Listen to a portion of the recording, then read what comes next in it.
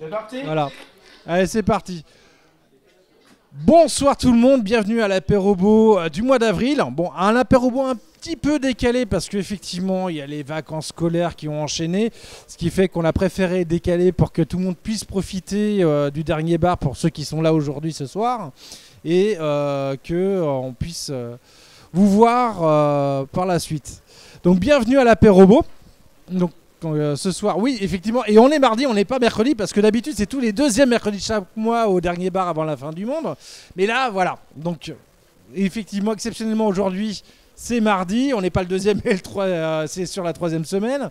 Et la semaine, le mois prochain aussi, ce sera un petit peu bizarroïde, mais après on reviendra à la normale. Donc promis juré, on reviendra tous les deuxièmes mercredis de chaque mois. Donc, ce soir...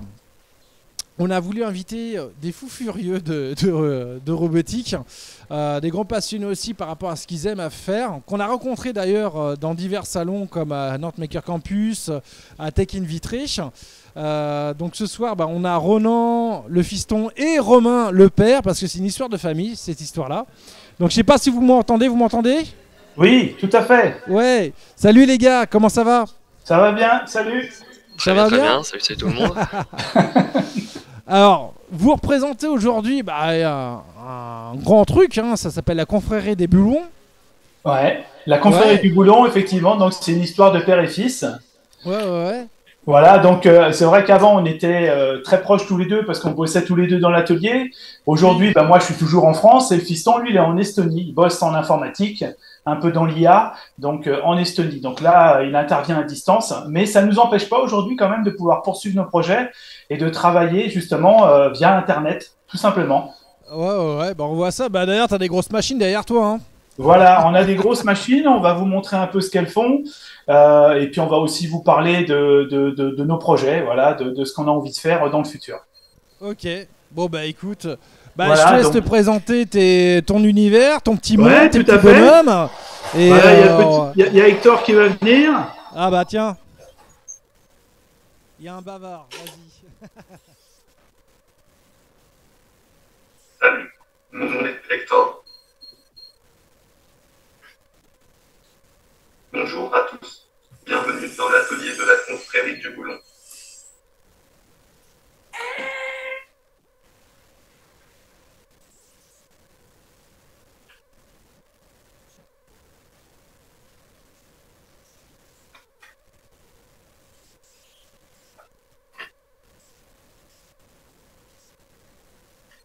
Je vais laisser Ronan présenter notre travail et nos créations. C'est gentil, merci. Je vous laisse car j'ai du travail à terminer. À bientôt. Ça roule, à toutes. Excellent. Voilà, donc Hector, c'est une de nos créations. Alors effectivement, avec Ronan, on a créé depuis 2016 un paquet de robots. C'est pas notre métier, hein, on est tous les deux des passionnés. Ronan, lui, s'est orienté véritablement dans l'informatique, plus dans l'IA aujourd'hui. Moi, mon métier initial, je suis horticulteur. Donc ça n'a rien à voir, mais il est vrai que dans l'horticulture, on utilise pas mal de robotique dans les serres.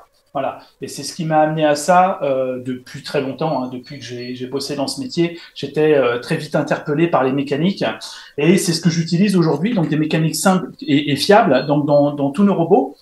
Alors là, derrière moi, vous voyez une petite armée de robots. Donc on a Clarius, qui est le tout premier robot qu'on a créé, qui est là. Clarius, c'est un robot qui a été fait essentiellement à partir de ce qu'on a toujours dit, de briques de broc.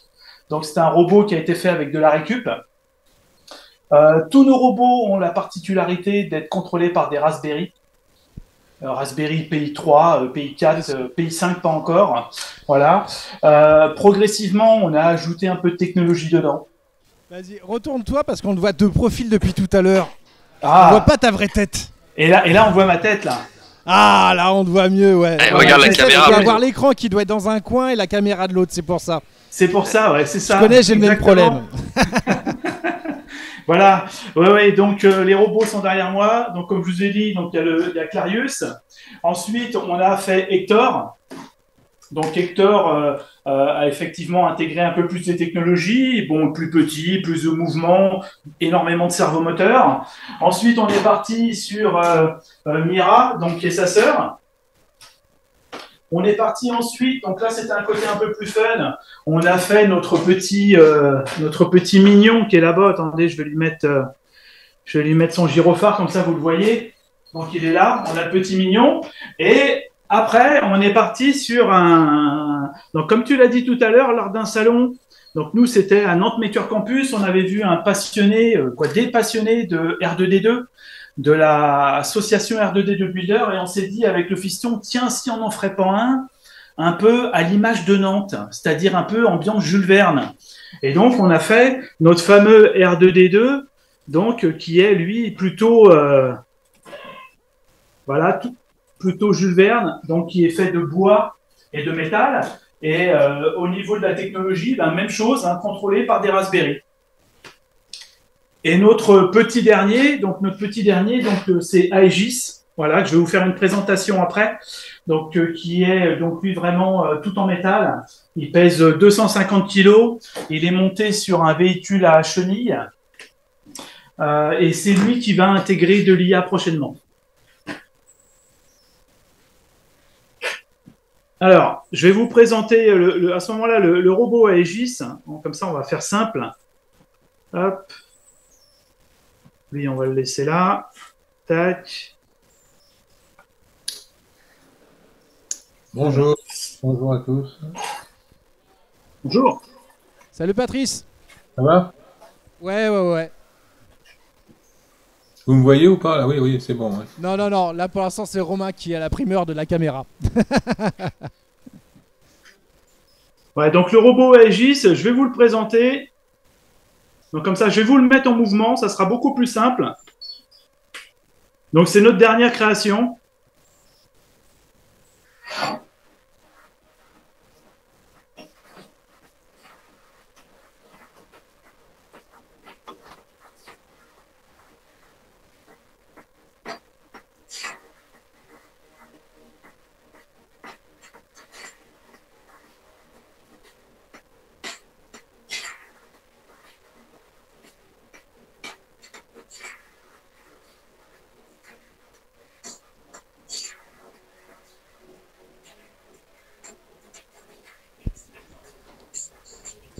Et il s'arrête de grandir à un moment parce qu'il est énorme ton machin là.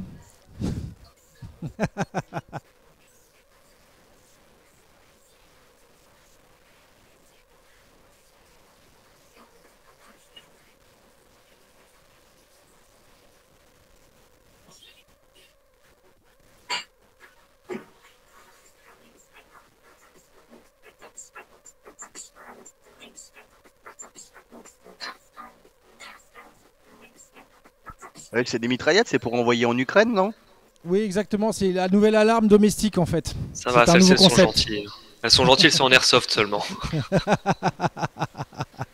Juste des petites billes.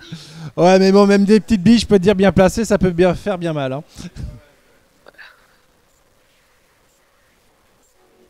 Ça va servir à quoi l'intelligence artificielle sur ça?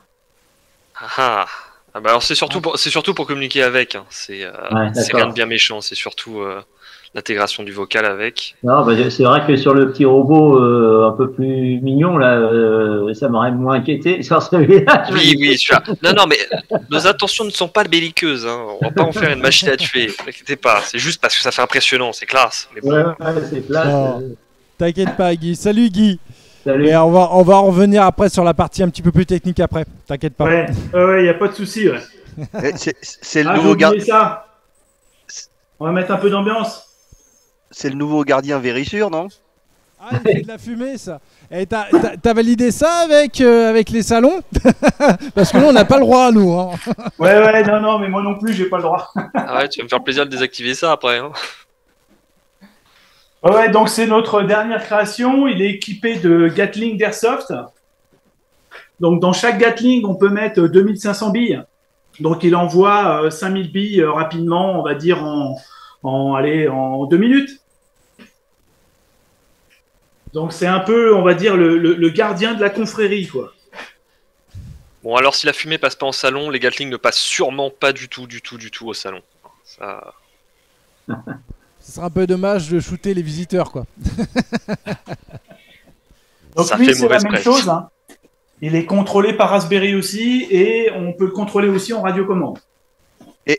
Et pour l'airsoft, ça vise là où tu veux? Il vise. Non, alors il vise là où je veux parce que là on l'équipe de caméras FPV. Donc tu peux mettre un casque ou un écran et toi à ce moment-là tu vois ce qu'il voit, donc tu tires où tu as envie. Pour le moment, c'est pas lui qui décide, c'est pas lui qui voit et qui prend la décision. Voilà. D'accord. Voilà. Et d'ailleurs, c'est pas une volonté non plus. Ça reste assez dangereux. Dans l'IA, je crois qu'on n'a pas fait suffisamment de progrès là-dessus pour prendre des décisions au niveau d'un robot. Donc pour le moment, c'est nous qui les contrôlons intégralement. Alors, il y a quand même des aides qui existent déjà, détection de forme et tout ça, mais c'est vrai que le dernier mot est toujours donné à l'humain derrière. Mais on pourrait déjà intégrer, à notre échelle, mettre au moins la détection de forme et au moins mettre une prévisée, un truc comme ça. En théorie, c'est faisable. C'est pas fait. D'accord. Parce que moi, je cherche un truc comme ça pour les chats dans le jardin. Non, c'est une blague. Oui, on pourrait éventuellement. Mais à ce moment-là, tu n'as même pas besoin des Gatling. Hein, tu lui roules dessus et puis c'est bon. Hein. Ah bah non, disons que quand tu as un robot de plus de 2 mètres qui fonce devant le chat, je pense que le chat il va dégager avant. Hein. Ça dépend du chat. Hein. J'en ai un à la maison qui a 0 instinct de survie, ça marchera pas ça.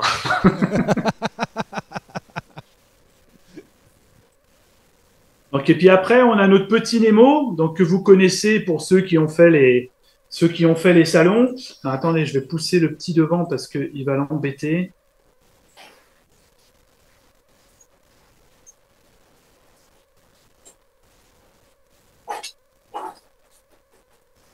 Toi, tu vas aller au coin.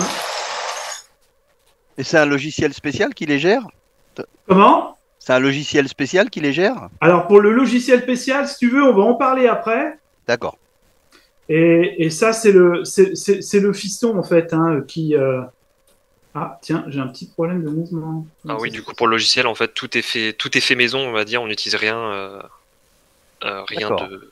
Ah, c'est déconnecté. Déjà fait à la base, oui, j'ai fait tout from scratch. C'est déconnecté. Parce que ce que j'avais trouvé ne me convenait pas et je voulais un truc simple. Parce que mon père, pour l'instant, n'est pas trop versé dans l'informatique. Enfin, il lui était, mais s'il doit faire des mises à jour à tout ça, c'est un peu compliqué. Donc, ce que j'ai fait, j'ai essayé de faire un logiciel qui aille droit au but. Et, on va vous montrer que lui ça puisse, après, puisse éventuellement, faire des modifications dessus. L'interface, attendez, je vais éteindre R2. Hop, je vais lui dire de redémarrer. D'accord. Moi, j'ai toujours pas compris le scratch, alors j'attends Madame Lacaze qui me file un coup de main. Ah oui, oui. Sarah, eh oui, parce que là, franchement, même ça, je suis nul. Bruno, il y a du taf. Hein. Il y a du taf. Ah, m'en parle pas, hein, mais c'est incroyable. Des fois, je me dis, mais t'as pas de cerveau, c'est pas possible. Ah non, mais c'est un coup à prendre, ça. C'est pas évident. On n'est pas né pour savoir coder des trucs. Hein. Et puis il y a longtemps que je suis né, moi en plus, alors c'est pas facile. Hein. En fait, le code, comme dirait Ronan, bon, c'est vrai que bon, faut apprendre, faut persévérer, faut s'y intéresser. Mais il est vrai que d'une part, c'est pas forcément donné à tout le monde, mais c'est pas impossible. Hein, c'est voilà.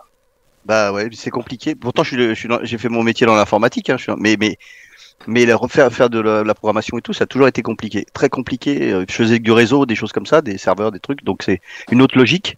Mais la programmation, c'est, enfin, je sais pas, il y a pas le truc, je sais pas. C'est un peu comme les maths à l'école, en fait. Voilà, si t'as pas le truc. Voilà, donc ça, c'est notre petit N3M0. Donc, quand on le lit, ça dit Nemo. Pourquoi? Bah, effectivement, ambiance Jules Verne. Il est fait de bois et de métal. Particularité de celui-là, c'est peut-être l'un des seuls au monde qui a le dôme qui se lève. Donc, il faut savoir que dans l'historique de Star Wars, à l'origine, dans les projets initiaux, il devait avoir le dôme qui se lève. Mais techniquement, il ne pouvait pas le faire parce qu'en fait, on avait un individu dedans. Ouais, il y avait Willow à l'intérieur. C'est ça, exactement. Et donc, on ne pouvait pas mettre des vérins ou autre donc pour pouvoir faire lever le dôme. Mais sur les schémas d'origine, effectivement, il devait avoir le dôme qui se lève. Donc, bah, nous, on s'est dit, bah, tiens, pourquoi pas le faire, tout simplement. Donc, notre petit R2, il fait pas mal de choses. Alors, il a aussi, je vais l'éteindre, il a aussi une caméra ici. Quoi, une caméra? Il a un mini vidéoprojecteur qui lui permet de projeter la princesse Leia. Alors, pas sous forme holographique, hein, évidemment, pas sous forme holographique, mais dans une ambiance un peu sombre, on a la princesse Leia qui apparaît, voilà, ou n'importe quelle vidéo, évidemment, avec les images détourées. Donc, voilà, donc c'est une petite particularité. Dans toutes les trappes, on a accès à tout l'électronique hein, qui se trouve partout. Donc, électronique, bah, toujours la même chose, hein, composé essentiellement de Raspberry. On a des cartes de puissance, on a des cartes relais, voilà, on a tout ce qu'il faut pour faire tourner un émo, quoi, tout simplement. Voilà. Et il est fait de bois et de métal. Donc, du métal pour le dôme. Donc, le dôme, il y en a qui connaissent la technique, en fait. Hein, c'est un lampadaire Ikea. Il existe un modèle d'un ancien lampadaire Ikea, je ne me souviens plus du nom, mais qui avait la taille exacte du dôme d'R2D2. Donc, on en trouve encore hein, sur le Bon Coin. Donc, nous, on est parti de ça, et puis on l'a découpé, hein, le métal, au Dremel, la meuleuse, tout ce qu'on veut. On a fait les trappes. Les trappes sont motorisées aussi. Voilà. Et puis le reste, bah, après, on a fait un gros travail de bois. Bah, j'ai fait un gros travail de bois, de cintrage, pour pouvoir le former, le découper, et lui donner effectivement l'allure qu'il a aujourd'hui. Ensuite, on a intégré toute la motorisation qu'il faut, de telle façon à pouvoir lui donner tous les mouvements, voilà, comme le PR2.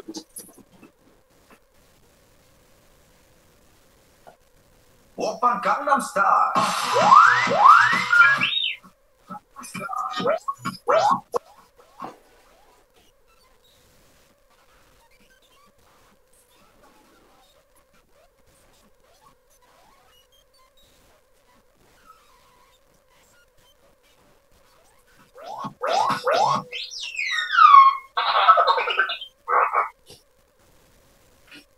Voilà, voilà. Donc là, comme ça, vous avez pu voir déjà l'ensemble de nos créations. S'il y a des questions, il ne faut pas hésiter. Hein, pour la partie code. Comment? Je me posais une question. Là, il n'arrête pas de tourner la tête et pourtant, tu as l'électricité pour les petits voyants, tout ça. Vous avez mis un joint tournant électrique. Mais comment fait-il? Vous faites des tours de bobine ou vous avez mis un joint tournant électrique? Non, tu vas pas me dire que tu connais pas les connecteurs rotatifs? Oui, bien sûr, justement, c'est ce que je te dis, c'est un connecteur. Ouais, voilà, en fait, ce sont tout simplement, c'est un connecteur rotatif. Alors, tu as des connecteurs rotatifs, donc c'est des systèmes de lamelles, tu sais, avec des contacts. Ouais. Voilà, des brosses, en fait, on va dire. Tu en as à X brins possibles, hein, tu en as avec 6 brins, 12 brins, 40 brins. La complexité des connecteurs rotatifs, ça va être l'intensité. Tu peux être parfois limité. Alors, j'en ai qui vont sur du 40, 60 ampères. Mais qui dit 40-60 ampères au niveau des brins, non, alors pas la taille, non. Tu seras limité par rapport au nombre de brins. Parce qu'il faut des très grosses lamelles, ça prend de la place. Alors si effectivement tu veux quelque chose de petit, hein. Mais tu peux avoir du 60 brins si tu veux en 40 ampères, il n'y a pas de problème, mais ça va être une grosse bobine comme ça, quoi. Ça va être un axe qui va être assez large, tout simplement. Mais on trouve ça, comme toujours, hein, chez nos magiciens AliExpress, tout simplement. Voilà, donc là, c'est des connecteurs. Attends, je peux peut-être t'en montrer un. J'en ai peut-être un là.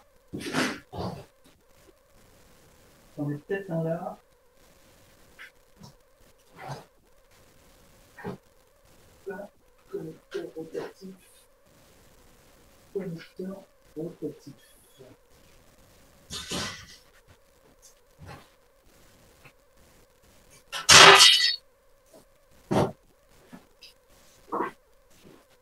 Hop. Voilà, c'est ça. Ah, d'accord. Voilà, c'est ça. Donc là, ici, effectivement, donc tu alimentes. Et donc, tu as les lamelles qui font le contact permanent. C'est des lamelles en cuivre. Donc, ils sont autograissés aussi. Donc, comme ça ne bouge pas. Ça va pas, si tu veux, mal vieillir dans le temps et s'oxyder. Et puis, au fur et à mesure que ça tombe, ça alimente. Donc, tu n'as aucun problème. Évidemment, on n'a pas fait des fils et puis on a tourné en rond jusqu'à une certaine limite de torsion. Voilà. Donc ça se trouve assez facilement et c'est pas très onéreux d'ailleurs, mais c'est top quand on veut faire un dôme qui tourne en permanence. Ou même, je pourrais très bien. À l'origine, je voulais le faire sur ce robot-là, sur Aegis. Et le problème, c'est qu'il me fallait de la puissance et il me fallait beaucoup de câblage et j'ai pas trouvé la taille que je voulais, quoi. Voilà. Donc, du coup, je l'ai limité en nombre de tours. Hein, il peut faire des tours jusqu'à 90 degrés, mais c'est suffisant pour ce type de robot. En tout cas, ça donne un bon effet. C'est sympa, justement, pour pouvoir avoir autant de tours que tu veux. Oui, oui, oui. Alors, le prochain robot qu'on va faire, d'ailleurs, j'avais envoyé les schémas en 3D. Lui, la tête pourra tourner comme ça. Donc, il pourra voir, on va dire, les gens de tous les côtés, quoi. Il pourra analyser ses cibles et tout en permanence, quoi. Sans limite. Okay. Donc, c'est une très, très vieille technologie qui était déjà utilisée dans l'aviation et qu'on peut retrouver aujourd'hui je dirais, à la portée de tout le monde. Okay. Après, au niveau interface, je ne sais pas si je peux montrer, parce qu'il y avait une question sur le logiciel. Je ne sais pas si je peux montrer à la caméra. Attendez, je vais déplacer le portable. Vas-y, vas-y. Tu peux pas faire un partage d'écran. Ah bah non, c'est sur l'autre ordi. Non, j'ai rien dit. Ah, alors attends, moi je vais voir si je peux, si je rapproche le portable, si on arrive à voir ou pas. Sinon, oui, sur l'autre PC, tu te connectes simplement à l'interface, parce que tu dois être sur le même routeur, certainement, et puis après, tu peux faire un partage d'écran. Ah, attends, je vais essayer. Ou sinon, je le fais, je peux le lancer en local, si tu veux. Mais j'aurai pas tous les boutons. Tu n'auras pas tous les boutons. J'aurai pas tous les Tu boutons. n'auras pas tous les boutons. Attends, je vais voir si je peux sur l'autre PC. Je vais regarder ça tout de suite. Effectivement, je n'y ai pas pensé à paramétrer ça. Je vais voir si je l'ai dessus. Sinon, j'ai une version simplifiée qui tourne, donc si ça marche pas... Je vais voir ça tout de suite. Hop. Si, c'est bon. Hop, tac. Donc à ce moment-là, sur Zoom, tu peux faire un... Ok, c'est bon. Alors, du coup, comment on fait le partage d'écran sur Zoom? Oui. Voilà, c'est ma réponse. Ouais, du coup, partager ici. Oui, il y a un gros bouton partage d'écran. Partager l'écran, hein, en bas. Voilà, c'est bon, partager. Ok, donc là, vous voyez. Ouais, c'est bon. Là, on voit bien Ok, ton écran, ouais. C'est bon, vous voyez l'écran, voilà. Du coup, Ouais. donc ça s'appelle Cypher. Cypher, donc version 1.5.1. Donc ça, c'est Ronan qui a créé ça. Donc c'est du Python. Effectivement, quand on va se loguer sur Cypher, sur l'adresse de nos robots, ils ont tous une adresse particulière. Les robots peuvent être composés de plusieurs Raspberry. Donc là, par exemple, lui, Nemo, alors, il en a 3, mais il y en a un qui n'est pas allumé. Mais là, on en voit 2. Il y en a deux qui sont connectés. On a le Dome, on a Motion, donc pour effectivement pour le contrôle. Voilà, donc qui est connecté. On a ensuite, hop, les commandes manuelles. Les commandes manuelles, elles sont là. Donc là, je peux arrêter le Dome. Voilà. Je peux lever le Dome, je peux le baisser, je peux faire ce que je veux, tout simplement. Voilà. D'ailleurs, oui, je ne vois pas le bouton ici. Voilà. Si je veux lever le Dome, hop, je lève le Dome. Si je le baisse, vous voyez, ça s'active, ça change de couleur. Ainsi de suite. Je peux rajouter des boutons. Donc, si je veux rajouter des boutons, je peux faire ce que je veux. Je peux rajouter des relais, des séquences, du son, plein de choses. Voilà, tout simplement. Donc, je peux contrôler on va dire la motricité, réduire la vitesse, l'augmenter, ainsi de suite. Gauche, droite, caméra. Je peux exécuter une séquence si je veux. Tout simplement. On a ici le contrôle de la synthèse vocale après. Sur lui, il n'y a pas la synthèse vocale. C'est sur les autres robots. Ici, je peux créer des séquences. Donc, si je veux créer des séquences, donc quand je vais créer mes séquences, je peux choisir des actions. Voilà. Donc, en fait, on peut tout faire, tout simplement. Et puis après, on a des paramètres bien particuliers. Si on veut ajouter des relais enregistrés, voilà, là, il y a des relais. On peut changer l'adressage sur les pins. On peut tout faire. Voilà, donc ça c'est notre système à nous. Donc ça a été ça c'est la page de debug. C'est Ronan qui a créé tout ça. Donc pour toutes les questions, vous pouvez les poser, il n'y a pas de souci. Sachez aussi que sur GitHub, Cypher est open source. Ronan a tout mis en ligne, vous pouvez le récupérer. Voilà, et après l'adapter à vos robots, quoi. Alors, si je peux me dédouaner d'un truc aussi, c'est ce que vous voyez là, c'est une vieille version. C'est-à-dire que là, ouais, c'est la vieille version. Celle-ci, elle date de... Alors, la nouvelle, attendez, je vais voir. La nouvelle, je vais vous la partager. Ah. Je crois même pas que tu as la nouvelle. Non, mais. Oui, mais la plus. Voilà. Oui, est-ce que cet écran-là, vous le voyez là? Ouais. Ouais, on voit toujours. Parfait, ouais. Ok, voilà. Donc, la nouvelle, vous voyez, l'interface, elle change. Donc là, par exemple, c'est le robot Aegis, celui avec les Gatling. Donc là, normalement, il a deux Raspberry, mais il y en a un qui est éteint. Voilà. Il va être allumé prochainement ou remplacé parce qu'en fait, on lui installe un mini PC pour le serveur qui va contrôler l'IA parce que le Raspberry sera pas assez puissant. Donc on a je vais vous montrer après, vous connaissez les petits PC GCOM? Oui, oui, genre comparable au NUC. Oui, ça doit être ça, avec carrément du i7 dedans, avec 64 Go de RAM, du SSD, tout ce qu'il faut. Donc ça marche très très bien. Et donc on va installer Ronan va vous expliquer après ce qu'il va installer dessus. Donc là, Cypher, dernière version 1.6. L'interface a changé un peu, les menus changent, voilà. Il y a toujours les commandes manuelles, voilà, mais c'est le look qui a changé. Mais je crois que la toute dernière version, je ne l'ai pas encore, il ne l'a pas installée. Il la garde pour lui. Oui, c'est que je travaille ardemment dessus, du coup. Voilà, il travaille dessus en permanence. Surtout qu'on va intégrer, effectivement, il va intégrer du chat GPT qui va interagir avec Cypher. Donc, quand on va parler avec nos robots, ils vont lancer des actions, ainsi de suite, et se connecter à Cypher, donc au Raspberry, exécuter les commandes qu'on veut. Ouais, l'idée, c'est du coup d'utiliser. Alors, le terme correct, ce serait surtout modèle de langage, parce que je vais pas utiliser ChatGPT. Le but, tout ce qu'on fait, c'est open source et fait, comme on dit, de briques et de broc. Donc, on ne va pas utiliser OpenAI, non, c'est beaucoup trop facile. Donc l'idée c'est sur les petits serveurs dont Romain a parlé, c'est de déployer un modèle de langage. Alors actuellement ce serait quelque chose basé sur du Mistral. Je ne sais pas si vous avez entendu parler. La version française de mémoire, c'est ça? Oui, c'est ça, c'est développé par les Français, mais après version française plus ou moins, c'est-à-dire que ça comprend plus ou moins le français, c'est assez moyen. Donc l'idée c'est de réutiliser un modèle Mistral de base et de le réentraîner avec nos besoins. Là je suis en train de faire du coup la préparation de l'entraînement pour qu'il puisse prendre en compte toutes les séquences, toutes les actions possibles qui sont disponibles dans la base de données du logiciel et les intégrer à la conversation. Du coup, par exemple, quand on pose une question normale, il serait capable de réagir et de trouver les bonnes actions qui correspondent à la situation. Par exemple, quand on le demande de se présenter, et automatiquement, il va trouver les séquences qui peuvent correspondre à la présentation. Par exemple, lever le bras, faire des choses comme ça. Donc comme ça, on aurait plus d'interactivité. Voilà. Donc tout ça, c'est en cours. Et puis après, bien sûr, sera disponible en open source, pareil, ainsi que le modèle entraîné. Surtout le modèle entraîné, c'est surtout ça. Surtout ça, le modèle entraîné. Ouais. Et ça prend beaucoup de temps. Donc, on est d'accord. Là, du coup, ce que je fais, il n'y a pas forcément de données qui se baladent dans la nature pour faire ça. Du coup, là, j'utilise des données synthétiques. C'est-à-dire que je génère moi-même un jeu de données.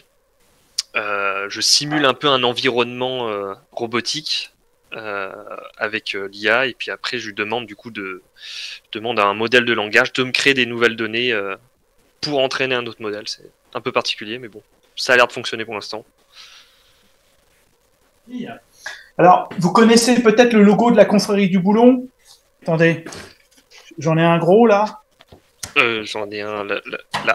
Hop. Ouais. Tac. Là, vous devez le voir, le robot qui est dessus. Ouais. Voilà, donc ce robot-là, on va le recréer entièrement. Il va être fait tout en métal. C'est un robot qui va être monté sur des chenilles, pareil, comme Aegis. Et c'est l'objectif, donc sachant que Ronan bossait sur l'IA et qu'on voulait les rendre un peu plus intelligents parce que actuellement nos robots sont complètement débiles. Sans nous, ils font rien. Donc là, l'objectif, c'est de passer à un cap supérieur. Donc, on apportera de l'autonomie et on va apporter beaucoup de mouvement, beaucoup de communication. L'objectif, c'est de pouvoir dialoguer avec eux, d'avoir une véritable, on va dire, interactivité, quoi. Et donc, c'est un robot qui sera fait de métal. C'est un robot, donc, comme j'ai dit, monté sur chenille. Vous connaissez les Transformers? Ouais, voilà. On voit l'idée, ouais. Alors, il sera un peu Transformer, c'est-à-dire que quand vous allez le voir au début, vous verrez un véhicule sur chenille. Et il va se déployer totalement et vous aurez un robot donc d'apparence pas humaine, mais vous aurez ses mains, vous aurez ses bras, vous aurez sa tête qui vont se déployer et ainsi de suite. Voilà. Ok. Donc je suis déjà en train de travailler en fait. Alors il est vrai qu'on va assez vite aller construire les robots, quoi. Je vais assez vite aller les construire. Je mets beaucoup de temps à réfléchir. Là je suis sur la phase de conception.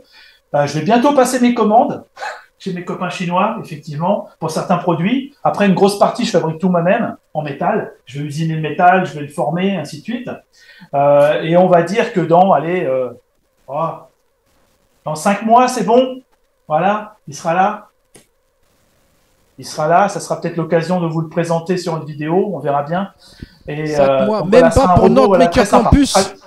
Comment? Même pas pour Nantes Maker Campus. Sur un Nantes Maker Campus? Non. Oh, t'aurais pu faire un effort quand même. Hein. Comment? T'aurais pu faire un effort quand même. Ouais, j'aurais pu faire un effort, mais non, il sera pas forcément prêt là. Ben non, parce qu'après, il y a le fiston, il a son boulot, il a tout ça. Il crée son entreprise actuellement dans l'IA, donc il a du boulot, donc il aura peut-être pas le temps de tout concevoir pour. Voilà. Et dans ta conception, tu le fais comme ça à l'instinct ou tu dessines quoi sous Fusion?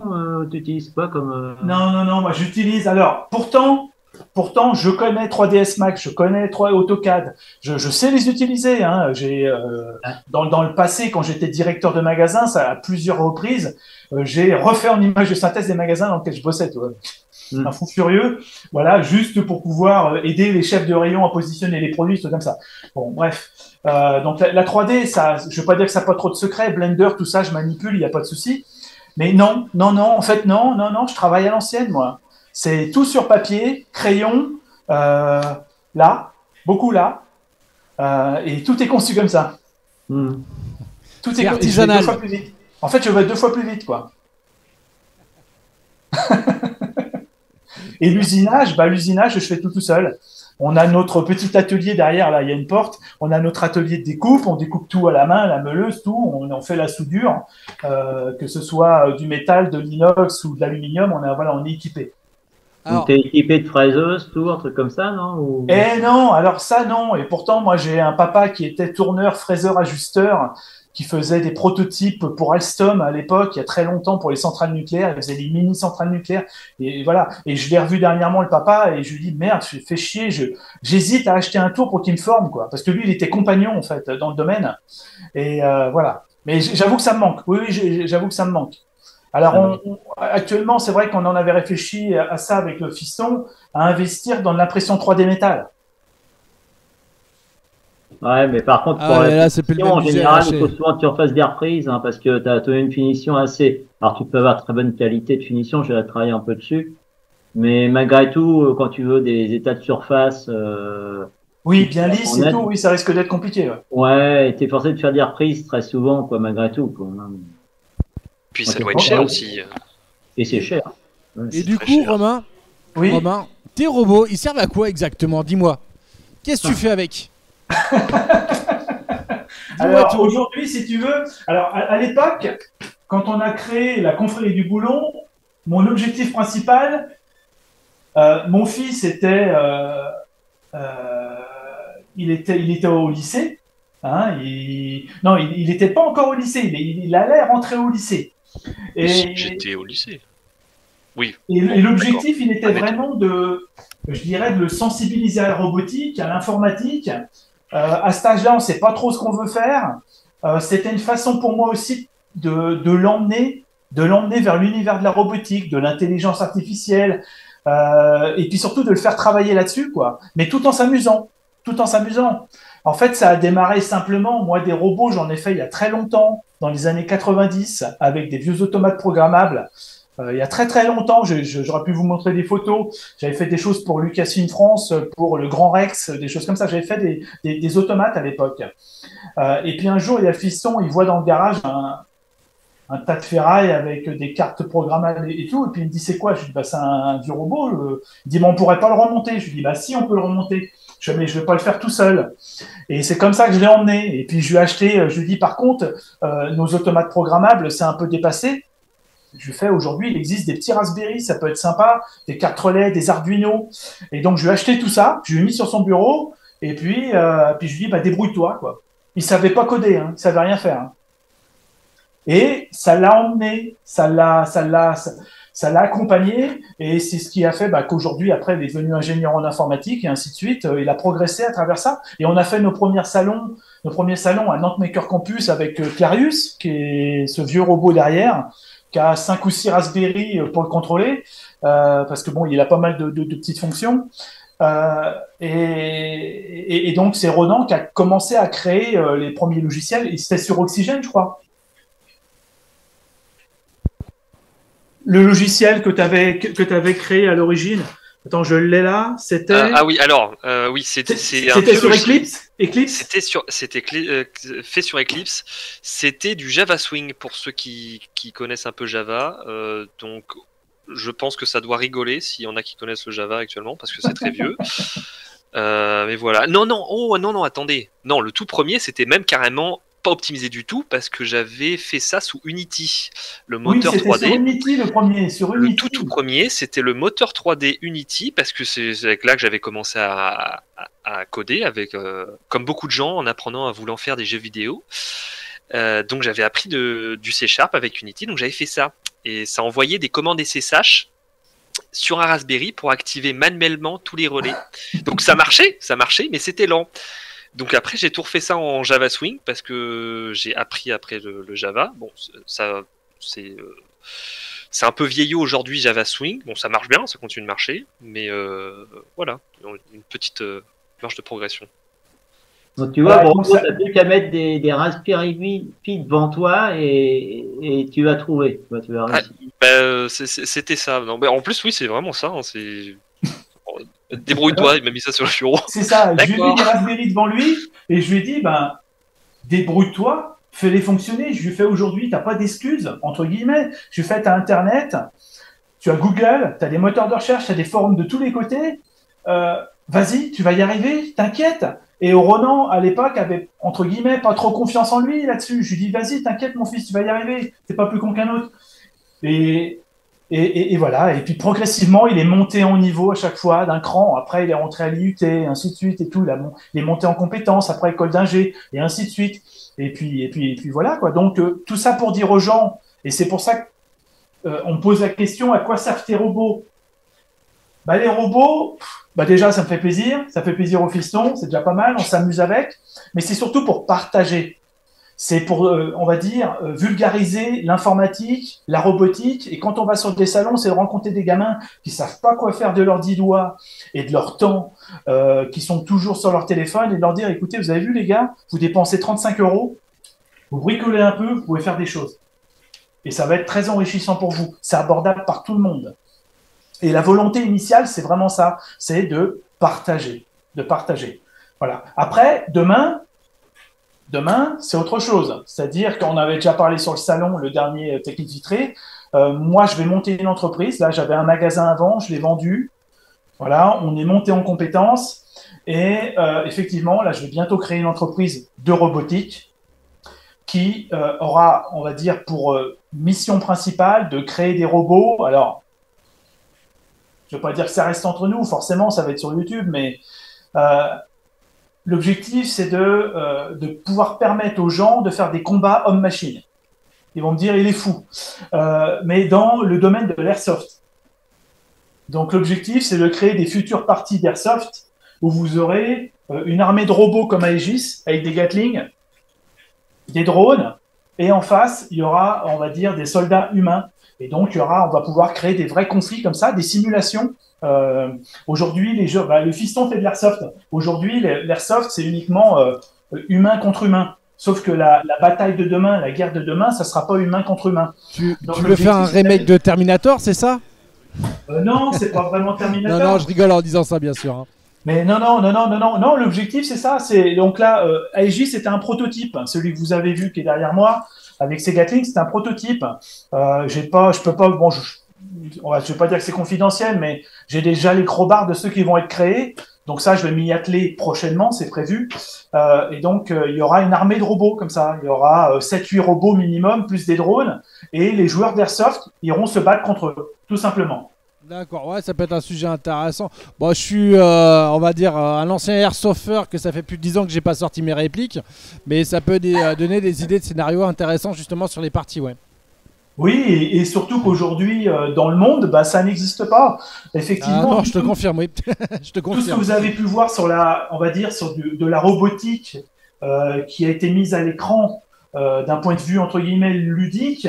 Vous savez, c'est ces émissions américaines qu'on a commencé à reprendre en France, où vous avez des robots un peu merdiques, avec des lames, avec des choses comme ça, qui se rentrent dedans.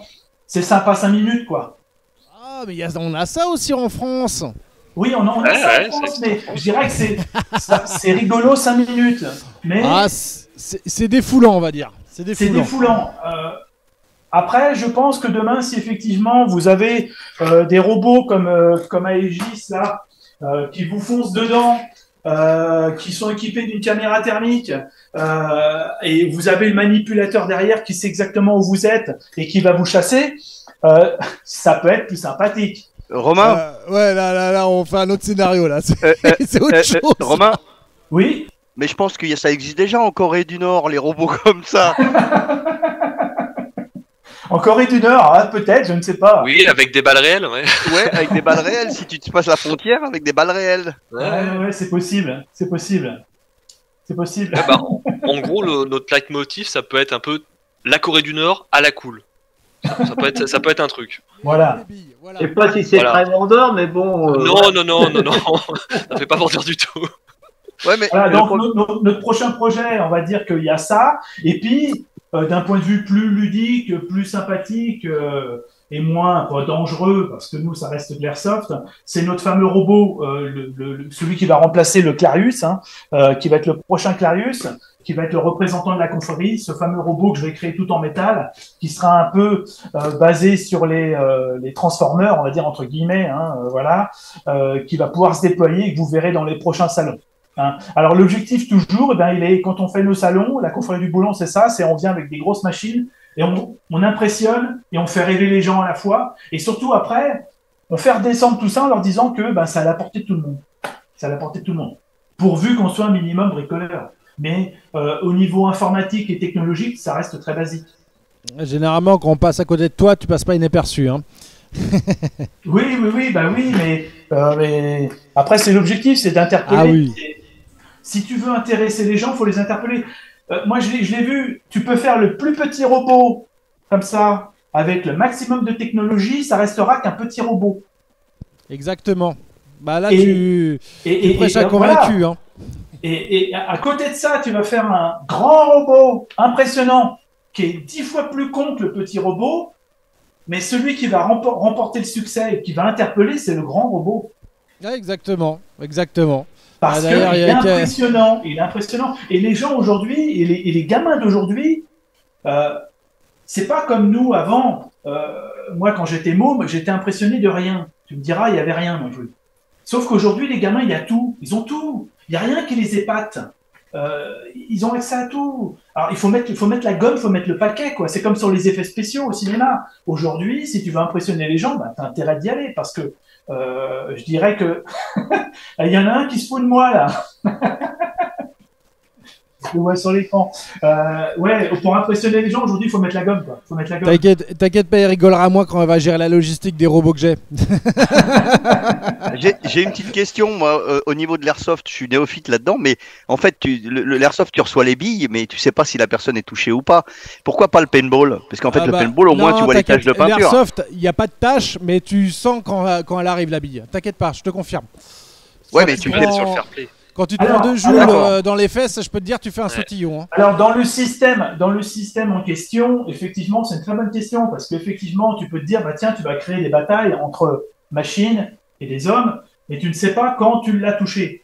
Ouais. Alors, l'objectif est de mettre des plastrons sur l'un et sur l'autre, d'accord, avec des capteurs de pression qui vont s'éclairer quand la balle aura touché, quand la bille aura touché. Ça, par contre, c'est pas applicable sur les joueurs. Sur les joueurs en question, c'est pas applicable. Tu pourras le faire sur le joueur, évidemment. C'est un peu comme les trucs que tu vas dans les salles là où tu as un plastron et puis le laser tu vas la chercher. Le laser game, ouais. On va dire, voilà, l'objectif, il est de mettre en place un système un peu comme le laser game, effectivement. D'accord. Avec un système de compteur. Avec un plastron qui a une identité, joueur 1, joueur 2, joueur 3, joueur 4, ainsi de suite, qui a été touché tant de fois, voilà, pour comptabiliser les points. L'objectif, il est là. Tes capteurs, ils ont intérêt à être sensibles, parce que si ton truc, il balance 5000 billes, là... Oui. Alors ça, c'est pas encore mis au point, c'est pas encore défini. On va déjà créer les robots et on verra ça après. D'accord. Voilà. Ça sera une autre étape, ça. Mais on trouvera la solution. C'est pas un souci. T'as plein d'idées en tête. Et du coup, là, on te voit quand prochainement? Tu fais quel salon prochainement? Où est-ce qu'on peut te voir? Pour le moment, je ne sais pas du tout. Je ne sais pas du tout. Honnêtement, c'est le temps qui va me manquer. Comme expliqué, ben moi effectivement j'avais un magasin, je l'ai vendu, j'ai racheté une maison, j'ai beaucoup de choses à faire, j'ai beaucoup de travail. Et puis ben, vu ce que j'expliquais là actuellement, j'ai beaucoup de chantiers en préparation au niveau de la création, on va dire. J'ai beaucoup de conceptions à faire pour pour ma future entreprise. Et donc le temps m'est compté. Donc je ne sais pas du tout. Alors effectivement, j'ai été contacté par notre Maker Campus, mais voilà, j'ai pas donné de réponse. Je sais pas. Peut-être que j'irai. Je sais pas encore. D'accord. Ok. Nous on y sera en tout cas. Hein. Il y aura nous avec tous nos robots. Je sais qu'au moins on sera au moins 8 personnes déjà de chez Caliban à venir déjà pour l'instant. C'est déjà pas mal. Ouais. Il y aura aussi toute la partie InMove aussi qui sera présent. Donc ils n'étaient pas là l'année d'avant. Là ils y seront. Parce que pareil, oui, ça fait longtemps qu'on l'a pas vu, InMove. Ouais, ils ont des petits projets qui ont pas mal évolué aussi. Ça faisait au moins 10 ans que l'InMove il était créé, qu'il était tel quel. Bah, il a commencé à avoir des modifications esthétiques. Donc sur les réseaux sociaux, vous avez pu le voir, une tête avec du latex, justement, c'est assez bluffant. On a l'impression de retrouver Sony dans iRobot. Donc là, ça commence vraiment à causer. On commence à avoir des petits bibiques de gestuels au niveau de la tête.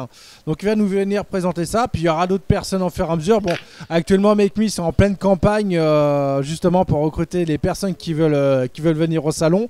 Mais en tout cas, ça promet d'être un petit salon super sympa. Côté en ligne, est-ce qu'on a des questions? On a pas mal posé, hein, maintenant. Faut que tu regardes j'ai vu au fil de l'eau, ouais. Alors, côté ça, par contre... Après, sachez que ceux qui ont des questions qui leur viennent à l'esprit un peu plus tard, n'hésitez pas à nous contacter. Vous tapez la confrérie du boulon sur Internet. Vous allez accéder à notre site. Vous avez l'adresse mail. Ouais, et vous verrez même le lien sur la vidéo qui sera juste en dessous là. Donc vous inquiétez pas, ça va s'afficher. Donc et surtout mettez un pouce et likez au maximum aussi parce que ça permet justement de contribuer et de nous remercier par rapport à tout ce qu'on fait sur cette activité là et justement de continuer par rapport à cet univers. Donc vous inquiétez pas. Est-ce qu'on a des questions côté salle? Donc, non, habituellement, il n'y a pas Stéphane.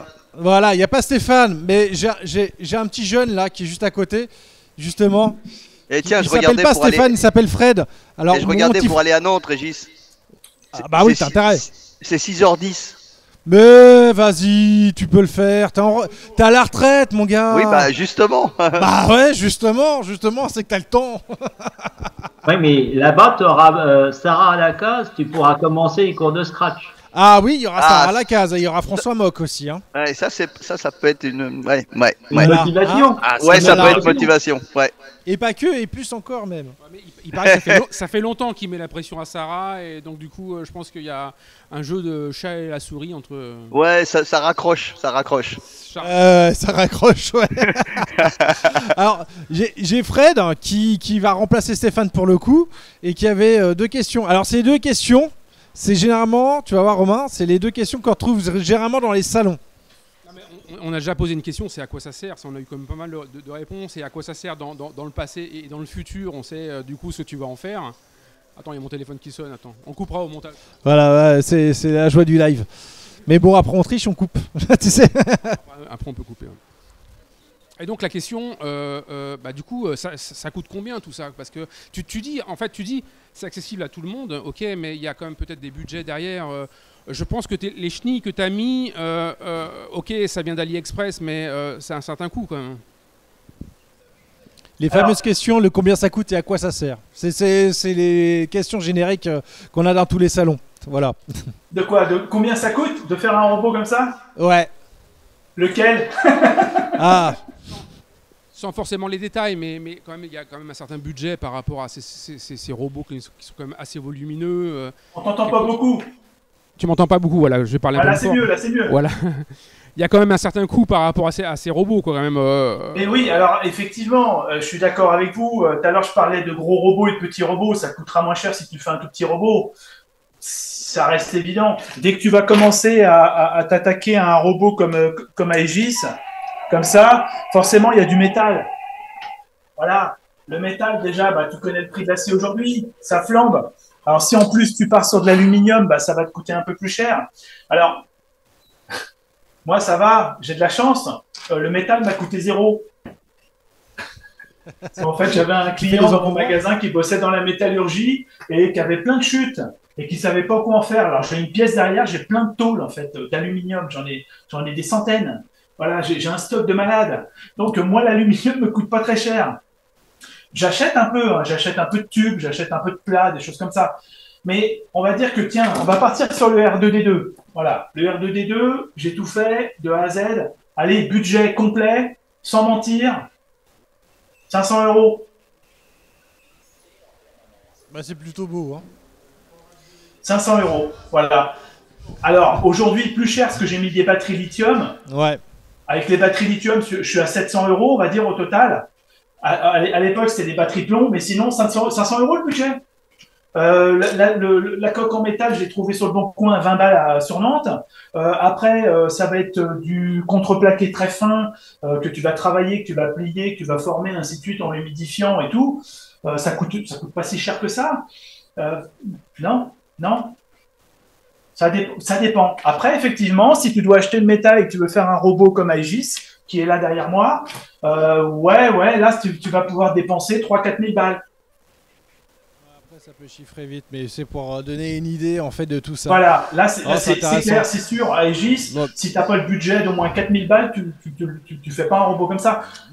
Donc grosso modo, il ne faut pas avoir peur de récupérer du matériel justement pour le recycler et pour pouvoir avancer dans ce projet. Ouais. Après, quand tu vois Clarius qui est derrière, moi avec les yeux bleus, là, le grand, bah lui, c'est que de la récup.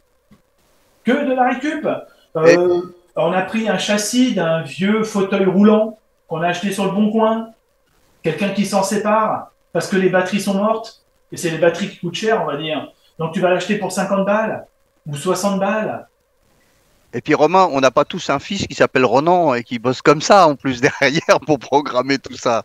Alors, effectivement, moi, aujourd'hui, s'il n'y avait pas mon petit bonhomme derrière moi, ben, il faudrait que je paye un développeur. Et ça me coûterait très cher. Ou alors que je me mette au code. Non, mais du coup, on peut dire que tu es un développeur de l'Est, quoi, ça. Comment? Ton développeur, il est de l'Est, ça, non? Il est de l'Est. Il est de l'Est, actuellement, il est de l'Est, ouais. Les Estoniens aiment pas trop qu'on dise de l'Est ici, du coup. Ça dépend à l'Est de quoi, c'est ça? Ouais, c'est ça, tout est relatif. Mais oui. Romain, nous, ce qu'on dit souvent, en fait, par rapport au prix des robots, en fait, nous, ce qu'on dit souvent, ce qui coûte le plus cher, en fait, finalement, c'est le temps que tu passes, en fait. Plus que, comme tu dis, en fait, on récupère pas mal de pièces et c'est plus le temps passé, en fait, à ces projets. Passer dessus, effectivement, c'est ça. C'est plus le temps que tu vas passer dessus. Parce que, après, comme tu disais, tout est relatif. Tout va dépendre déjà de la qualité des matériaux que tu vas choisir. Mais on peut tout faire. Si à partir du moment où on a du courage, qu'on est motivé, qu'on se passionne, on peut tout faire. Il ne faut pas être pressé non plus. Il faut prendre le temps d'accumuler les objets et ainsi de suite. Il ne faut pas être pressé. Mais on peut tout réaliser soi-même. Et nous, le message qu'on passe souvent aux gamins, c'est de leur dire, voilà, avec 3-4 planches, des vieilles roues, un vieux moteur électrique et un Raspberry, c'est parti, quoi. Ça tourne. Ouais, on a une autre question quand même dans la salle. C'est en fait, pourquoi tu l'as appelé Régis? Comment? Ah oui, ça c'est pour moi, ça. Non, c'est pas Régis, c'est Aegis. Il y a un A avant. Ah, il y a A. Aegis. Ah, c'est pas Régis, d'accord, ok. Parce que déjà, entre moi qui m'appelle Régis Guy, qui fait des robots qui tiennent sur une roue, qui s'appelle Régis aussi. Non, c'est Aegis, c'est pas Régis. Alors, il y a quand même une dernière question qu'on nous pose aussi, c'est combien de temps ça prend à faire? Donc, ça, c'est souvent la question qu'on a en plus. Ah oui, la fameuse question. À quoi ça sert et combien de temps ça prend? Le temps que ça prend. Alors, pour donner une échelle, par exemple, le robot Nemo, vous avez vu le R2D2. Alors, c'est vrai que nous, on nous a souvent dit, à Ronan et moi, qu'on allait vite, qu'on était rapide. Par exemple, Nemo, on l'a commencé au mois d'août. Mais à partir du 20 août, j'étais en vacances, j'avais fermé le magasin pendant 15 jours. Sachant que moi, après, j'avais quoi? J'avais 15 jours de vacances, c'est tout, hein, quand j'avais mon magasin. Ensuite, je ne pouvais bosser dessus que le soir, à la fermeture, entre midi et 2. Donc, on a commencé mi-août. On l'a présenté à Maker Faire France, c'était à la Villette, au mois de novembre. Ok. Donc, ça a été rapide. Ouais. Ça te fait septembre, octobre, novembre. Tu vois, ça te fait 3 mois et demi à peine pour le faire. Mais 3 mois et demi que le soir, très tard, ou entre midi et 2. Ah ouais. Donc, c'est qu'une histoire de motivation. Et par contre, c'est une histoire d'organisation. C'est-à-dire que nous, quand on construit, on ne revient pas en arrière. C'est-à-dire qu'on a déjà, on sait exactement comment on va le faire. En cours de route, on ne change pas de méthode. Moi, je passe beaucoup de temps, alors c'est là où effectivement, j'intègre pas ça dedans, je passe beaucoup de temps à la réflexion. Là, par exemple, je fais beaucoup de crowbar pour les prochains robots. Par contre, une fois que je vais m'y mettre, j'aurai tout défini. Je sais exactement quelle pièce il me faut et je vais tout commander. Et c'est qu'un Lego après, c'est facile. Voilà. Moi, je préfère passer du temps à la conception. La réalisation, après, ça va se faire tout seul. Mais il faut bien concevoir avant. Quand tu conçois vachement bien avant, que tu as bien étudié, voilà. Alors, il y en a qui le font en imagerie, fortement sur AutoCAD ou autre, comme ça, on va pouvoir tester. Ah, ça passe là, ça passe pas. Mon moteur, moi, je fais à la main, sur du papier, en mesurant. Voilà, c'est une autre façon, mais à l'ancienne, on va dire. Mais ça fonctionne aussi, Chacun sa méthode. Ce qui compte, c'est le résultat. Ouais, c'est ça, exactement. Il n'y a pas de méthode magique. C'est la magie de voir le projet abouti qui commence à causer et surtout à bouger, quoi. Et là, tu te dis que ça y est, il est en vie, le machin. C'est ça, ouais. Exactement, ouais. Ah, ouais. Bon, bah écoutez, les gars, Ronan et Romain, je vous remercie énormément, les gars, de nous avoir présenté la confrérie des boulons. Non, il n'y a pas de souci, c'était un véritable plaisir. Ouais, écoute, si je te dis peut-être alors à Nantes si tu veux venir. Nous, en tout cas, c'est sûr, on y sera. Ça sera, tu pourras nous croiser là-bas, ça c'est une certitude. Et de notre côté, côté Caliban, on a plein de surprises là en dernière minute. Là, on pensait que le dernier salon, il était prévu pour le mois de juillet, donc Nantes Maker Campus. Mais entre deux, on a fait la Comic Con il y a maintenant 3 semaines de cela. Et il y a des gens qui nous ont remarqué, ils ont fait tiens, ce serait bien que vous venez au prochain salon. Et du coup, on va se retrouver à la Paris Fan Festival, à la porte de Versailles, donc, qui est prévu pour la fin avril, pardon, excusez-moi. Fin avril. Et en même temps, on va faire un petit tour du côté de AZ Rideau pour aller faire pour la première fois le salon AZ 3D, donc qui se passe sur une journée. Où là, on va pouvoir sortir nos robots. Donc c'est un salon historiquement qui était principalement sur de l'InMove. Et puis ça s'est démocratisé sur tout l'univers de l'impression 3D. Donc il y aura plein de choses à voir. On vous fera un petit retour. Par la suite. Voilà. On espère. Bon écoutez, pour ce soir, l'apéro va se terminer là. Côté YouTube. Nous, de notre côté, on va continuer quand même parce qu'on a pas mal de choses. Généralement, on continue de notre côté. On termine après dans un petit resto. Ah, il y a la fumée. Vas-y, profite-en. C'est pas en salon qu'on la voit. Allez. Faudrait que tu mettes les boules à facettes aussi. Hein. Pour une fois que tu as le droit de le faire, vas-y. Oui, profites-en, c'est pas en salon, ça, on n'a pas le droit, ça, en salon. On a le droit de fumer par hasard si ça chauffe un peu, quoi, en fait. Hein. Ouais, mais il faut que ce soit fait par hasard. Ouais, donc si par hasard t'appuies sur le bouton, voilà. Et pas trop longtemps, parce qu'après t'as un pompier qui arrive. Ça, le par hasard, ça fait 30 fois que ça arrive par hasard. Mais oui. Voilà, exactement. Excellent.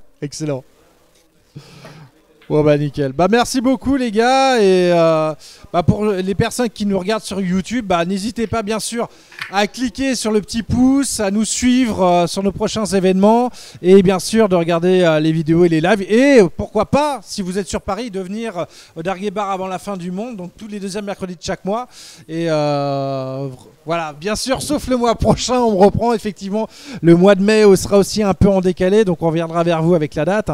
Il y aura d'ailleurs une planification un peu, vous verrez, qui sera vraiment énorme, avec des intervenants qui viendraient un peu partout des 4 coins de la France. Donc on vous dira ça un petit peu plus en détail. Donc voilà, donc merci beaucoup et à bientôt. À bientôt, salut. À bientôt, merci à tous, bonne soirée. Salut. Et là, c'est la fin de la vidéo, donc c'est bon.